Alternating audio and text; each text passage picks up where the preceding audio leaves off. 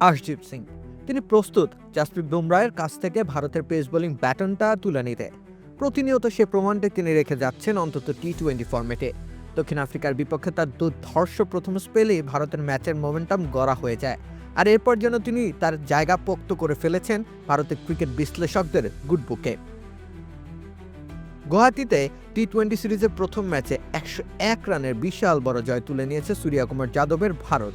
বিশাল জয়ের এই যাত্রাটা মূলত শুরুই হয় আর্শদীপের হাত ধরে। কুইন্টন ডিকক ও ট্রিস্টান স্টাফসের মতো দুই ব্যাটারকে একেবারে শুরুর দিকে ফিরিয়ে সফরকারীদের কোণঠাসা করে ফেলেন আর্শদীপ। এরপর মূলত তার প্রশংসায় পঞ্চমুখ আকাশ চোপড়া ও ইরফান পাঠান।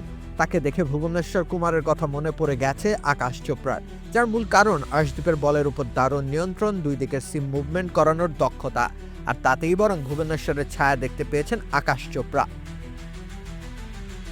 কিন্তু কিছু কিছু ক্ষেত্রে তো আর্শদীপ ভুবনেশ্বর থেকেও ঢের এগিয়ে। দ্রুততম সময়ের মধ্যে টি-20তে 100 উইকেট নেওয়া বোলার আর্শদীপ। এমনকি ভারতের পক্ষে প্রথম বোলার হিসেবে উইকেটের শতক করেছেন বাঁহাতি এই পেসার, আর উইকেট শিকারের এই সক্ষমতা তাকে আলাদা করে তুলেছে বাকিদের তুলনায়।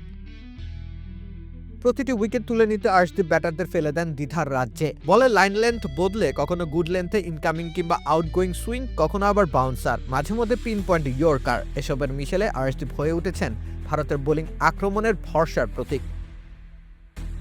আর ঠিক এই জায়গায় ইরফান পাঠান মনে করেন আগামী টি-20 বিশ্বকাপে আর্শদীপের কারণে ভারতের পরিকল্পনা সাজানো ও বোলার ব্যবহারের কাজটা আরও সহজ হয়ে যাবে, কেননা পাওয়ার প্লে ও ডেথ ওভার সর্বক্ষেত্রে আর্শদীপ মুন্সিয়ানা দেখিয়ে যাচ্ছেন ধারাবাহিকভাবে। এক্ষেত্রে ভারতকে আর জাসপ্রীত বুমরাহর ওভার রেখে দেওয়ার জন্য দুশ্চিন্তা করতে হবে না, এটাই বরং সবচেয়ে বড় স্বস্তি।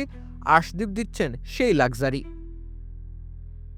রাকিব হোসেন রুম্মান, খেলা ৭১।